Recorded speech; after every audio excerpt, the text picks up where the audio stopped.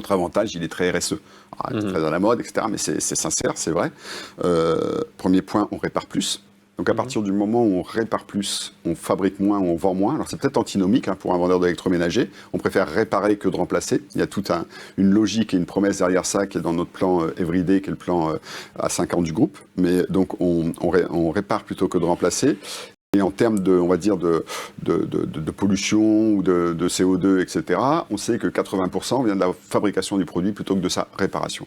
Donc de toute façon, réparer, c'est une démarche RSE, c'est éco-responsable. Et par ailleurs, si je répare à distance, en plus, j'envoie pas une Kangoo avec un technicien dedans. Donc même si on a de plus en plus de Kangoo électriques, elles ne le sont pas encore toutes. Donc j'évite un déplacement, j'évite effectivement la pollution, etc. Donc le fait de pouvoir réparer à distance, ça permet aussi d'optimiser, d'atteindre cet objectif RSE qui est très important pour le groupe Fnac Darty. Ouais. Le fait de réussir à réparer à distance fait qu'on envoie moins de techniciens. Donc ça libère du capacitaire pour le SAV, qui a donc plus de temps de techniciens à domicile disponibles et qui peut donc mieux servir nos clients pour qui il est nécessaire d'aller sur place. Donc ça, c'est le premier point hyper positif. Et la visio contribue à ce qu'on appelle le filtering, c'est-à-dire la capacité de traiter, de gérer, de résoudre un problème client à distance. Donc ça, c'est vraiment un premier point.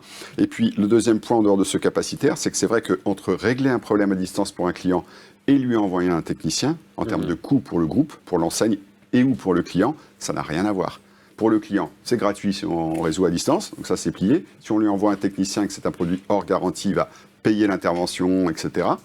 Pour nous, si c'est du sous garantie, on porte une partie du coût du déplacement du technicien, de son intervention, etc. Si c'est du hors garantie, on va le facturer au client, mais on marche quasiment pas là-dessus. C'est pas une source de revenus pour nous. On est là pour faire du service et pour accompagner nos clients, donc c'est pas l'idée. Donc dans tous les cas, le fait de ne pas envoyer un technicien va nous coûter beaucoup moins cher que d'envoyer un technicien. Donc quelque part, c'est vraiment win-win pour le client et pour nous.